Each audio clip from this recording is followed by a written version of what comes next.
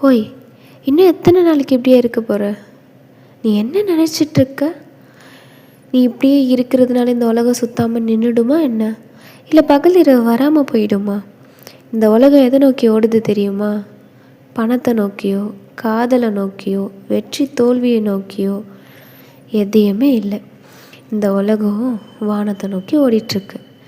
இப்படி எதுவுமே பண்ணாமல் ஒரே இடத்துல நீ உடஞ்சி போய் உட்காந்துட்ருக்கிறதுனால உன்னை விட்டுட்டு போனவங்க திரும்ப வந்துடுவாங்களா என்ன? போனவங்களை நினச்சி வாழ்க்கையை தொலைச்சிக்காத.